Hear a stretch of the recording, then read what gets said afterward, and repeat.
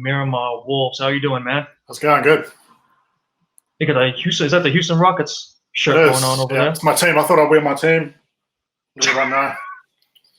They always been your team. Yeah. Really? For Yeah. how long? Ever since I started playing. Yeah, back in the 90s. So, it's always Is been that the on. Elijah one days? Yeah. Barkley? Yeah, Elijah one. Uh, Yeah. all right. Yeah, they went back to back in 94, 95, yeah? 95, yeah. Yeah.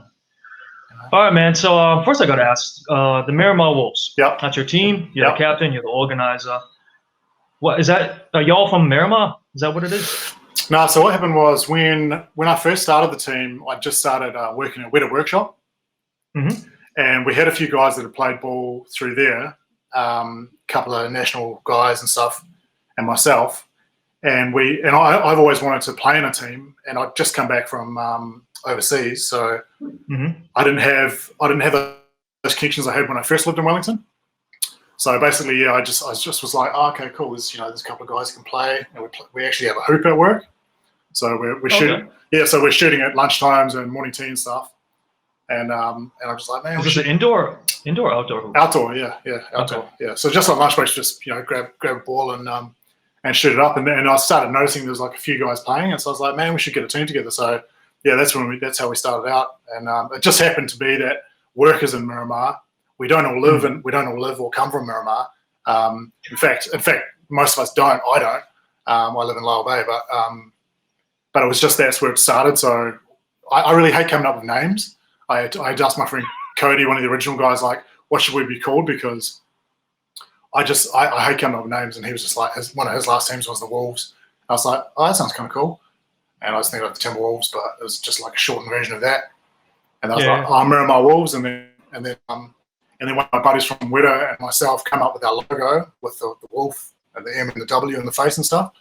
And that's we cool, just went from there, and that's how we started. Yeah. When was the team start? I think it was about 4 years ago. I think so. We started with that Wednesday league, and just went through until we won that. Like that was our goal. Was just every season get better, pick up new players, do what we had to do to win that league, and then once we'd won that league, that was when it was time to move on, and we hooked up with you guys. Yeah. Oh man, I remember that. Yeah, when we first started trying to get you guys inquired, and back in I think it was late January or something like that, and you guys were like flirting. You guys were flirting, and then they were playing hard to get, and then you guys finally joined up in last season, was it?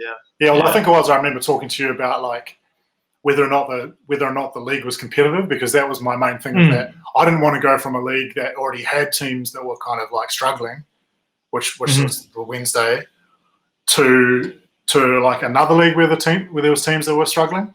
I wanted to play at the highest level right from the word go, and we talked about that. I remember when you were trying to get teams and whatnot, and just saying like that I thought that it should go in that direction and keep it at that high level, because otherwise you're just sort of in this like, you're not getting better. Your team's not getting better. It's just always the same. It just drags on and on, and I just like to see that progress for our team and for myself. So I couldn't really play in that in a league that didn't have that competitive kind of nature.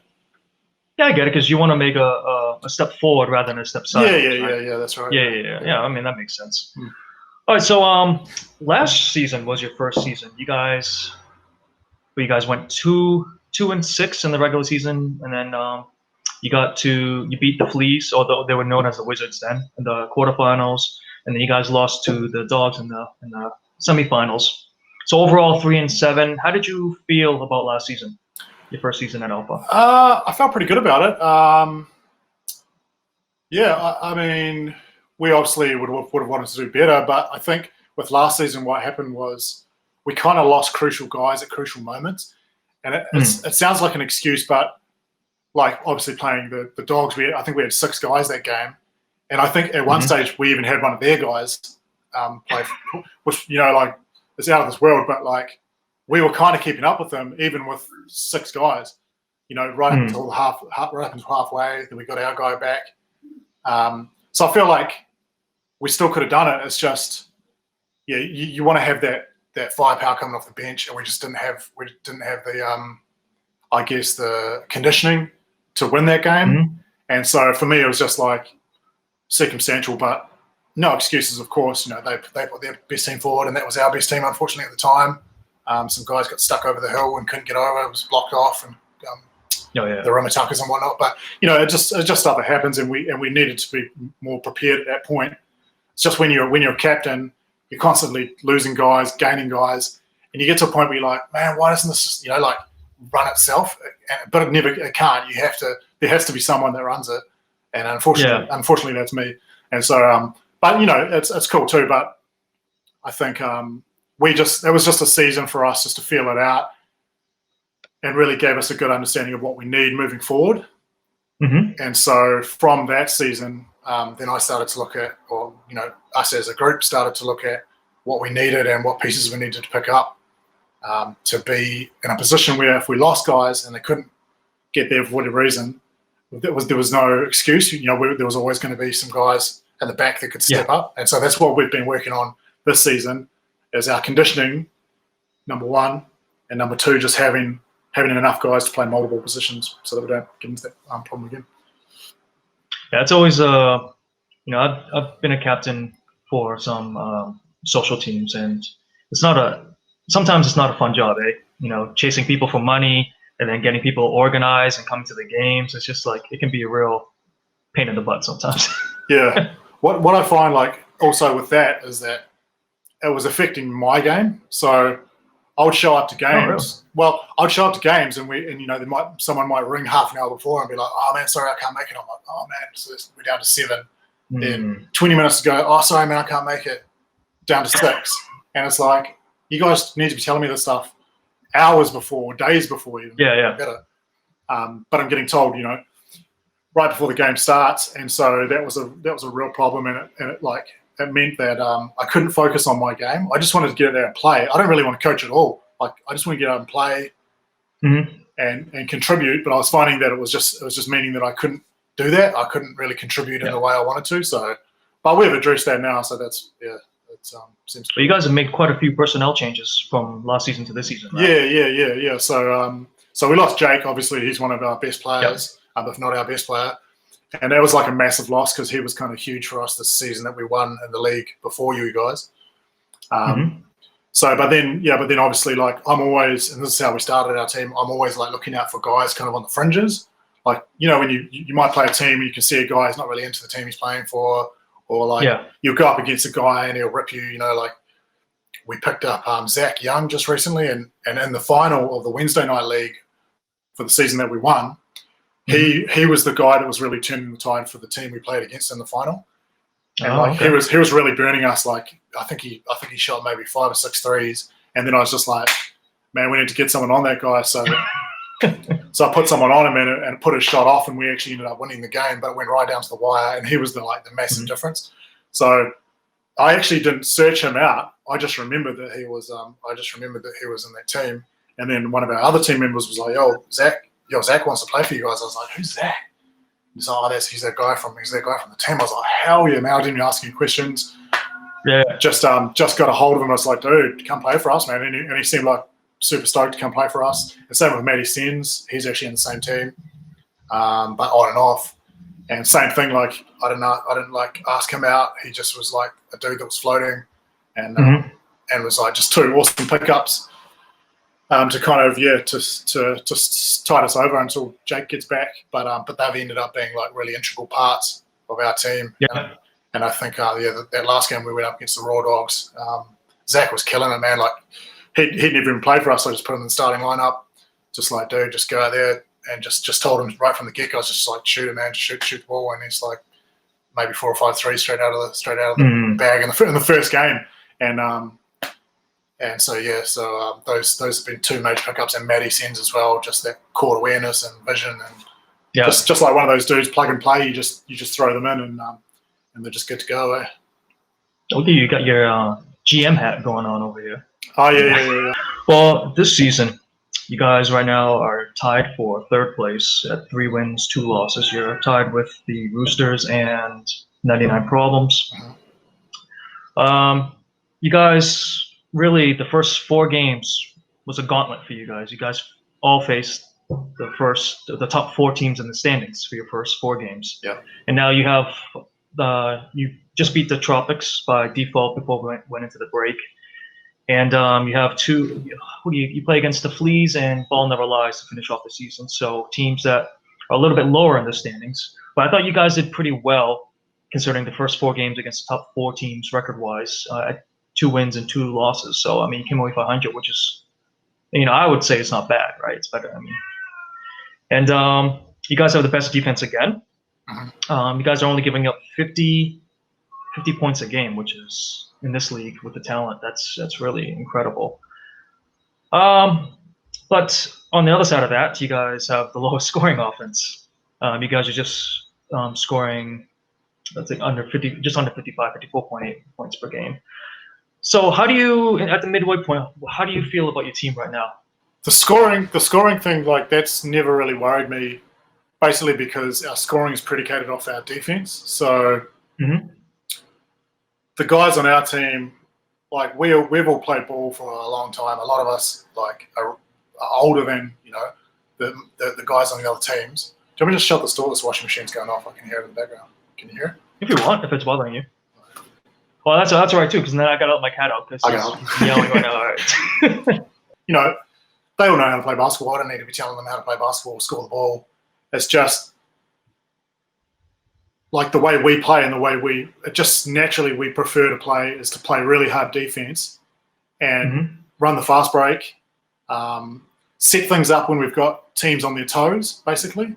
So we just try and push as hard as we can, and the offense kind of flows off the back of that. But I can see your point. Like, at a point there'll need to be someone that steps up and can score at will, kind of thing. And that's kind of something I guess we just kind of like try and work on and try and find those types of people, like Zach, for instance, as I was mentioning, and Jared obviously is a big scorer, and David actually is a really good scorer too. But a lot of us are just defensive minded. Like we don't really care about scoring points.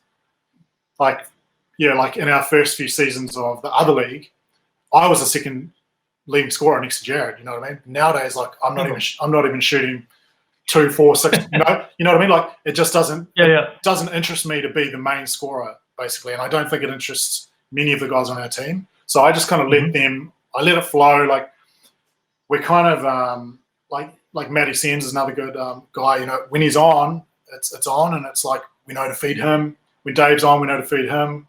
When I'm on, it feeds me, Jared, Seb, whoever. So we just kind of go that way, and it seems to work.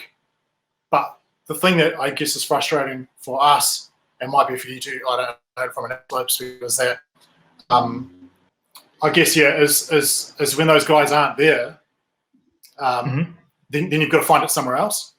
So or make that offense up if those guys aren't there. If we don't have a good offensive team on, say if we've got a really good defensive team on at the time, and then we don't have that offensive power, we need to rely on someone to come in and score those points and find those points.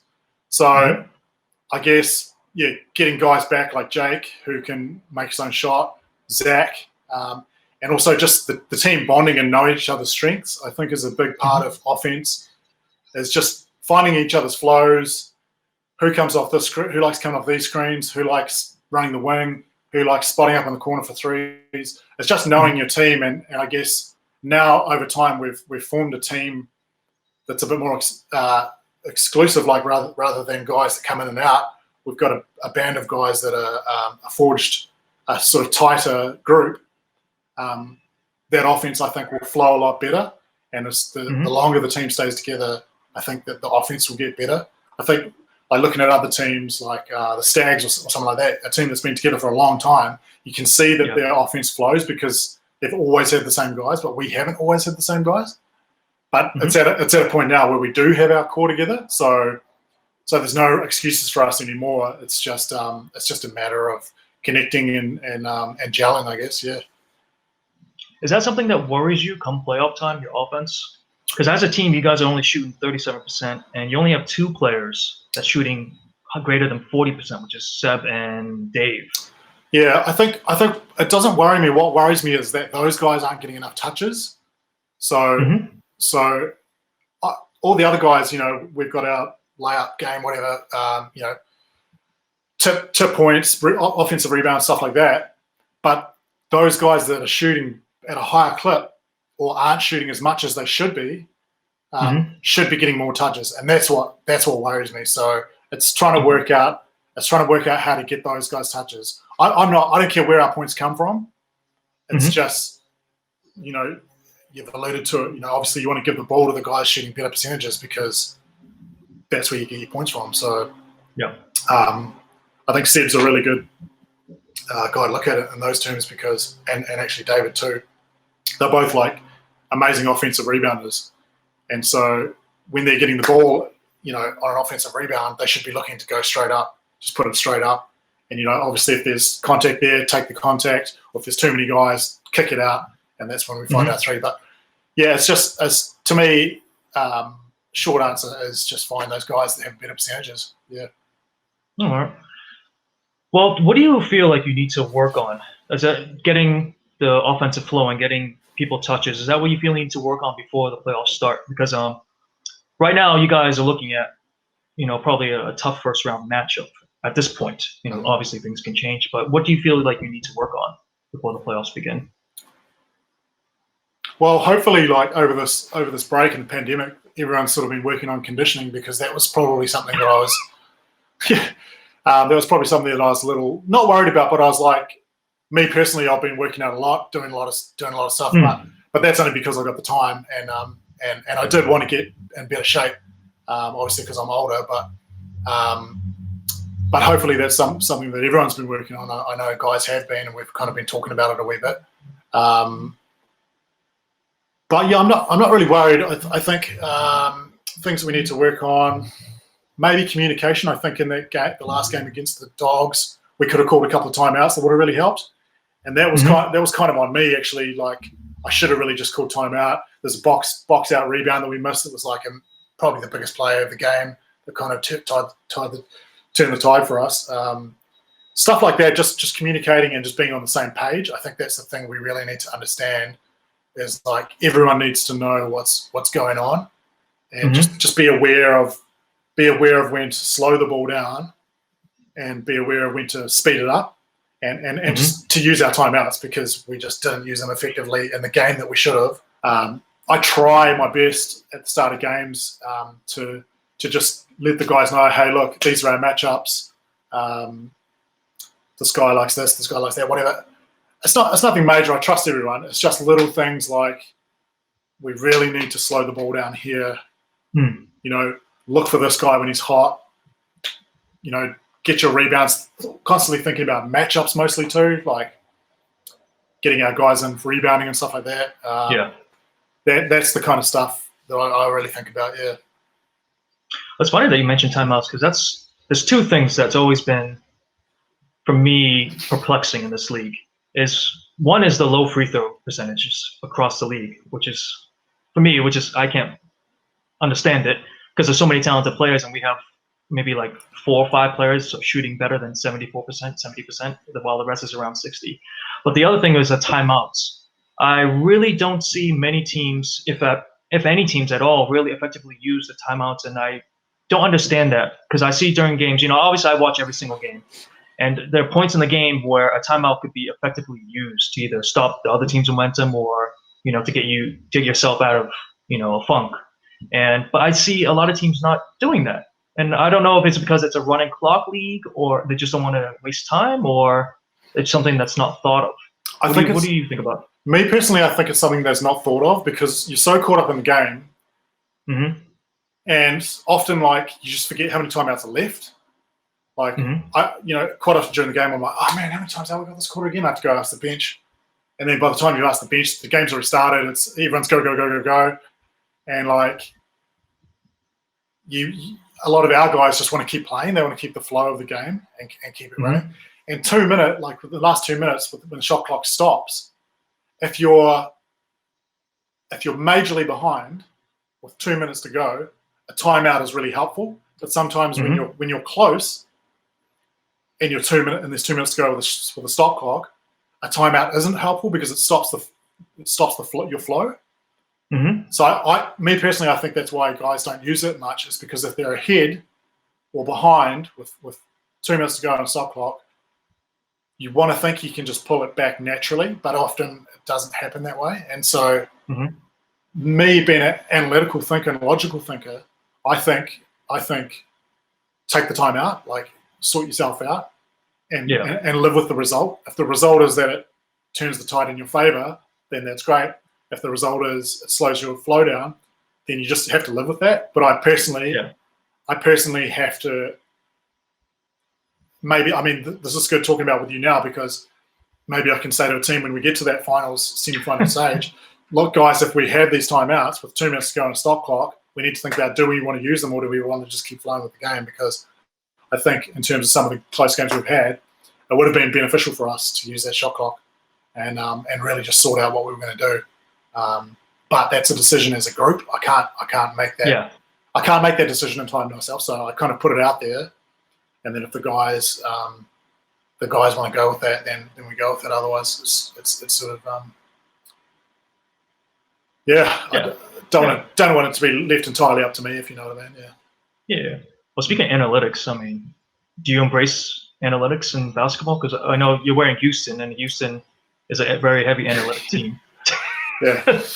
I like, in terms of this league, it's been interesting for me to know the stats, but I personally don't like to know myself for me, because I feel like it's put especially my shooting, like I feel like my shooting's, it's in my head that I like. Oh, okay.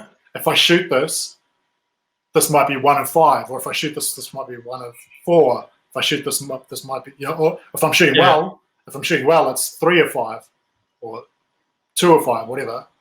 But then when it adds up, you think about it too much. So I don't really take too much notice of it. At the start, it was interesting for me, and I was like, damn, I'm only shooting like 1 from 5 from 3. Like, like I usually don't think of that, and then I just go out there and shoot it. But because it's made me think of it, I personally need to get over that. I think it's kind of caught a few of our guys up, actually, like knowing your percentages and stuff. It's like, it's a mental thing, and you've got to get past it and just keep going, keep shooting, and not worry about it. Yeah, I think like what the analytics I like that you guys do is stuff like it's like the MVP race or the Defensive Player of the Year race. Is those kind of categories, and obviously just the score and wherever it's on the table. Those things interest me more. The way Houston runs things with analytics, I think, is smart for their team, because their main goal is to win it. They just want to win it all, so they look at the best way of winning, and their thinking, I guess, is shoot 33s on a lower percentage because you get 1 more point for every 3. Yeah. Rather than shooting 42s with a higher percentage with 1 less point. So it makes sense for them to play the way they're playing. So I don't care the way they play. It's not that fun, but for me, like, James Harden is my favorite player in the league right now. Okay. So I just look at him. I'm just like, there's no one that can guard him. He's just the most unguardable player in the league. There's guys like LeBron, Giannis, and whatever, who are probably overall better players. But I look at Harden, and I'm just like, the way he just destroys dudes. There's no one that can guard him. There's not a single player that can guard him. So in my mind, like, what Houston's doing is great. It's just there was that series, I think it was last year or the year before, against Golden State, when Chris Paul was in the team, and they're up against Golden State, and I think Trevor Ariza shot like 23s and hit none of them or something. It was just that one crucial game 5, I think, or game 6. And then it was like, damn, you dudes just need a rebounder. You guys just need to get someone to get them damn boards. Like, I don't know why they didn't put Gerald Green in and just get him jumping up, grabbing boards, because they would have won that series. And obviously Chris Paul out as well. So that's when analytics failed them, and that's when, like, good old school basketball savvy should have come in, and D'Antoni should have been like, put Gerald Green in, get Tucker on the corner, get the ball, slow the ball down, get the ball in the half court, push for 2s rather than 3s, because they just keep shooting, and it was just like, oh man, like, this is just horrendous. And like, yeah, you can see the result of over analytics. And so for me, I'm not a fan, but I can see why.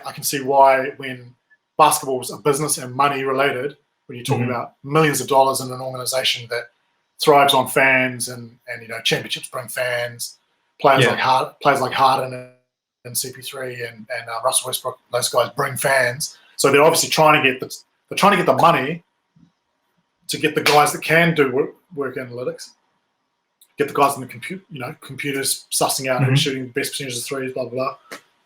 Covington, all these guys. So yeah, they're just working it in a business sense, and I think it's good. Yeah, it's quite interesting. Also controversial. I think Houston does take it to a degree that no other team in the league takes it. I mean, because Golden State also embraces analytics, but Houston, it's wow. They, I've never seen a team play like that, and I mean they do well in the regular season, but it's yet to pay off in terms of winning it all. In terms of stats, I think maybe. Do you think it's because players at Alpha maybe are not used to having their stats taken, and so so now it's kind of like, oh my, what are my stats? What are my stats? And it just takes some time to get used to it, eh? 100%. Another thing I was interested about is you guys and the Roosters, because the Roosters are like total opposites of you guys. They have the number one scoring offense. Which one's the Roosters? Tower, the one with Nikolai and Mike, yeah. And so they have the number one offense, but the lowest scoring defense. And I thought you guys are obviously tied with them.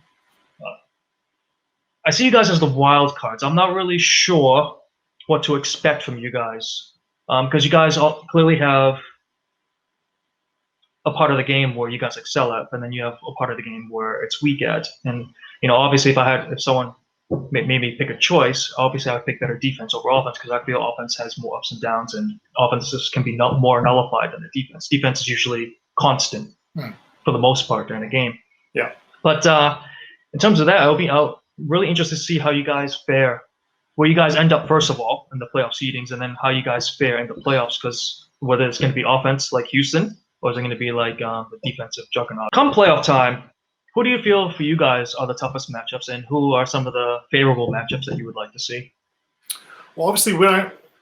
Just to be super frank, we don't want to see any of the lower teams in the later stages of things. We're only really interested in playing Stags, Bulldogs, Gunners, the teams that we like. The teams that we want to play against and want to beat are the teams that we see as our best matchups. I think probably the Stags, size-wise, and just because we get on really well with them, and we just want to be. We've had this rivalry going for a long time. We'll win a game, they'll win a game, we'll win a game, they'll win. It just goes on and on and on. We're like bros with them and stuff. I think size-wise, I think that's our best matchup. Obviously, the Raw Dogs are who we want to beat the most. But I think our toughest matchup is actually teams like the Gunners, like guys that are smaller and faster, because they get under our feet, and it's hard to keep up with them. But luckily now we've got quite a few point guards, whereas we didn't previously. Yep. So I think we're better prepared for them now. Like, we're aching to play the Dogs. We're aching to play the Stags every time. Every time we hear their name come up, it's like on our messenger. I'm like, dream matchup, boys. It's these dudes. If you guys suss, some of your kinks out, I think you guys are gonna be a force to be reckoned with. Sure. Can you tell me a little bit about your basketball background growing up? How did you get into basketball? What was the impetus of you loving basketball? Well, basically, like, I come from a farm, so I come off a deer farm in South Canterbury. So this thing's showing like that. In South Canterbury. So when I first got into basketball, I think my granddad had the videotape of the '92 Barcelona Olympics. So Croatia versus the Dream Team '92. Yeah. And so I was like, I think I was 12 then. Was that VHS? Yeah, VHS. And he had it, and I watched it. I was like, damn, like, this is crazy. And then there was that thing of, I think too, like, when you're young, you see the logos like Charlotte Hornets, New York Knicks. You know, when I was a kid, I was really into art and design, so I was drawing logos and stuff for people and selling them to people. Like I was mad, like probably like you. I was, and still am, crazy about basketball. Like it's my number one thing in my life. Like, Yeah. you know, I watch games every day. I'm like, think about it all the time. I'm like constantly, everything. My whole life is basketball, basically. It's super sad, but you know, it's not sad. It's a hobby. So then I just started playing, getting into it, and then I got out of primary school, started playing in high school, and then by the time I was 15, like second year of high school, I was the captain of my team. I was just balling out like crazy. Yeah. And you know, I was small. Like I was like, when I was 15, I was like super skinny, super small. But I was actually like, I had all my hops then. I was dunking in bare feet. Like I was crazy, dude. Like back then, I don't know. I just was going off. Like it was just my main thing. And then we went through high school and yeah, just kept going. And then through university, I played for Vic University. We went to nationals and stuff like that. And then like I kind of got injured there for a bit, and I went to university and stuff. And I got injured. I was actually training to be in the NBL. So at this stage, I'm like 20. I think I was like 23, somewhere around there. Yeah. Probably not too late to be training for the NBL, but like I was putting myself out there. I was like, this is my passion. I'm going to do it. I had a lot of other things going on, but I was like, this is my thing. I'm going to make a run of it. I'm going to do it. But I was coming off a knee injury, which I have now too. It's not the same one, but. And once I finished with that knee injury, I rehabbed and everything. I got a program off my personal trainer, brother-in-law, and I started doing box jumps. You know, jumping up onto a box, trying to get my hops back and all that. And I got this thing called compressed compartments, which is it's like shin splints is on the muscle side of your bone. Compressed compartments is on the inside shin. And it was just a really like bad injury because it's not like a clean break of your leg. You go and get a cast on. You actually get it operated on. So I just chose not to get it operated on because I didn't want that on my record going into continuing to try to get into the NBL because I don't want that, you know, microfracture surgery to go on my resume and whatnot. So then I waited a few years and then tried out again when I was about 26. And this is all in Auckland, not in Wellington. And also tried out for junior Tall Blacks at the time, and I was right on the cutoff. So you couldn't after 26. I don't think you could play for junior Tall Blacks anymore. So then I did that, went through it, felt like I did really well, but obviously just didn't get in.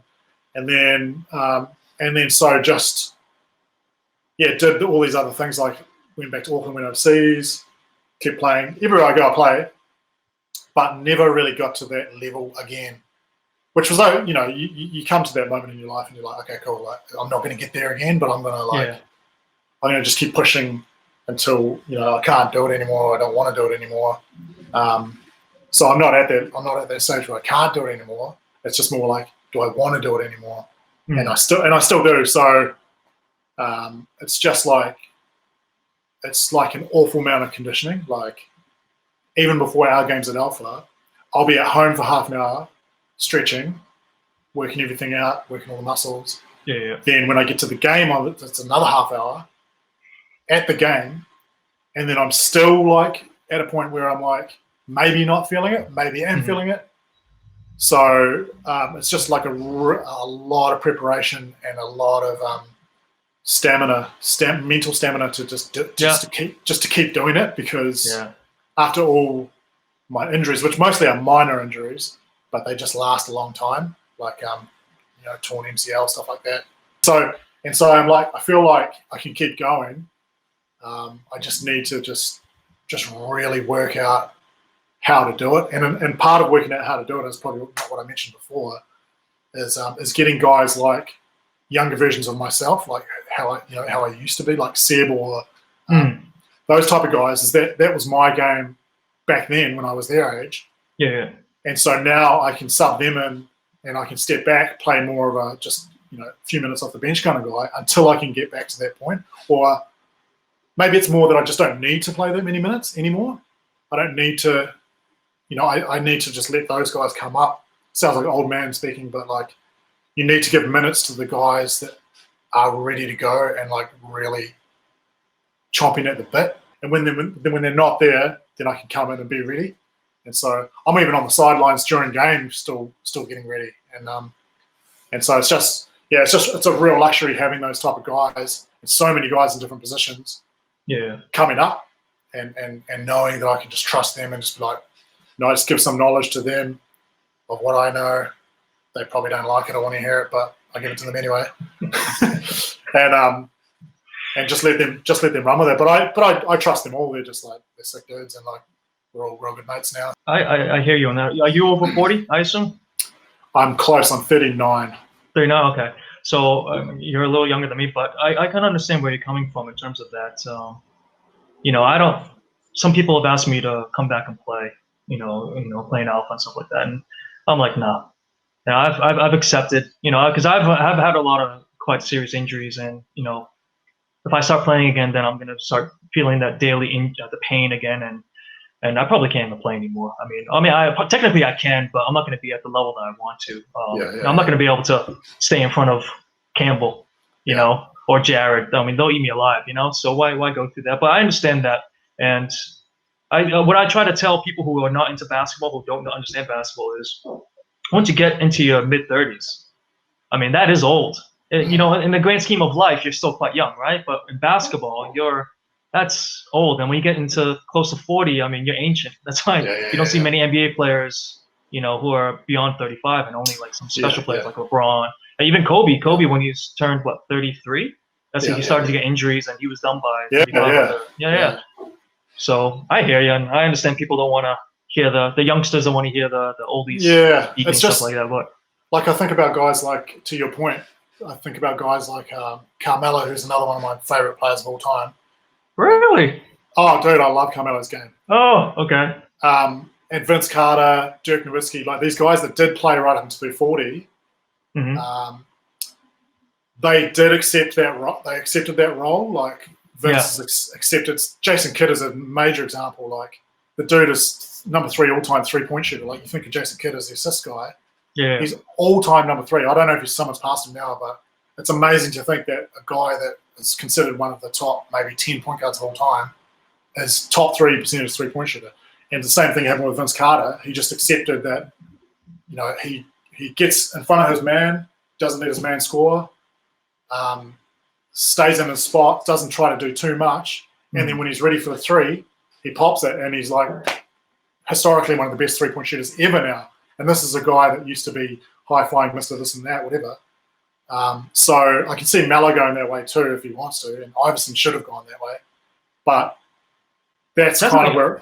I don't think Melo's going to go that way. He's been really resistant to coming off the bench and being a role player, which he should be at his age now, but he still hasn't accepted that, right? I think I can see both sides of it. Like with Iverson, especially because he was a former MVP, he got sent to Memphis from Detroit, I think, or vice versa. And he didn't want to come off the bench, I think. And Iverson couldn't do it because, and I can understand why. And I think, he made a choice for him. He's obviously got that pride, a bit like, how I feel I've got that pride too. But yeah, like Melo, maybe you're right. Maybe he's just too, like he knows he's been the league leading scorer maybe 5 times or something like that. Just crazy good player, and just it kind of does seem a bit ridiculous for him to come off the bench, in my opinion. Like since he's been starting for Portland, they've been a way better team. It's just his inefficiency, and it's like I don't know if he can't understand that now. Like, well, I think the game has also shifted towards analytics. Yeah, that's right. And his numbers are, for analytics-wise, they're a disaster. So I think that is also another. The league is kind of trying to push him out. Yeah, that's right. Yeah. But if he doesn't come up with that himself in his own mind, then he's gonna be out of the league, and he'll have to accept that. So it's up to him, I guess, to be like, okay, all of these people are telling me this stuff. Yes, my pride matters, but I am actually a man now. I'm not a boy. I'm not the guy putting 30 on LeBron. I'm a man. I need to realize that. Post me up, give me the ball on the post, and I'll give you 10 to 20 a night rather than let me loose in the starting 5 and I'm putting up horrendous numbers. So I hope he goes that way, because then he could have a career like Carter, and just like, because he's amazing. Melo's an amazing three-point shooter. historically on not Dream Team, the USA team. So there's no reason he can't do it. Paul Pierce did it. Kobe did it. All of those guys accepted their role at a late life and really extended their careers. And if he wants to, I feel like guys like that are so passionate about basketball, you can see it in them, like Derrick Rose, all these type of guys. You can see that passion in them, and they want to keep playing. So they've got to mentally get themselves in that position and get themselves into the right team as well. And often that's out of their control most of the time. So, well, it's really great that you're still playing and you've accepted, your role now has to, I mean, we can laugh at that and stuff like that, but I mean, I think it's important in terms of mentally where you are in basketball, and it helps your teammates as well, and it helps your team. And we can't all be 22 forever. And what I always try to tell the younger ones is, enjoy it now, because there's going to come a point in time in basketball where you're not going to be able to compete like you used to, or compete the way you want to. And so when people say, I've talked to some players like, oh yeah, I just want to play social. I don't want to play an alpha because it's too competitive. And I'm like thinking in my head, man, you got, when you're 33, 34 and beyond, you got your whole life to play social. Now is the time to play competitive. Yeah. I know, man. I'm with you on that, man. I totally get it. Like, it's the thing, like, with this league, because it is competitive, I've got to make that decision. Like, do I want to just keep playing? Like, my heart, I'm always going to play competitive. I know it in my heart. So I think I'm either like yes or no. I'm like, I'm going 100%, or I'm just not at all, which, is probably a decision you made. So so I'm still at that 100%, and I just have to be at that 100% and just play less minutes at that 100%, but just stay at that 100%. That's how I see it. Yeah, that's a great attitude. Well, man, thank you. We've been talking for almost an hour now. It's been real. Yeah, it's been a real pleasure talking to you, man. This has been great, and I want to thank you for taking your time out of your day to talk with us. Thank you, bro. Thanks. Thanks for making the league, man. Like, it's been a real refreshing thing, and like, when you first started, I was in my mind, I was like, damn, should I just leave my job and help this dude start this league? I was like, because this is something, when I finish, that I would have done, or maybe this, 10 years ago, this is something that would have been totally my jam. I'd be like, I'm going to start this damn league, man, because I've been a coach, I've been a referee, like all these sort of things. I'm like, damn, like when I saw you doing this, I was like, yes, bro, like go for it, like get it, like, and you've done an amazing job, man. Like, I'm not just saying that because you're here. We've talked about this before, but everyone in the league is really feeling that effort, and especially things like photos on the website and stuff like that stuff. When you're coming up, I never had that. Every now and then a game would be videoed, and it was cool to see yourself. But like getting still photos of a shot, where you're blocking a shot or whatever, layup, whatever, like that is stuff that like is really, really cool, man. And like I think dudes coming up will just be like loving that. Well, if you ever stop playing, or if you ever, retire or whatever, you can come and help me out, because I could use the help, man. Cool, man. Sweet. We'll do. All right, thanks a lot, man. Cool, man. Take care. Catch you later. You too.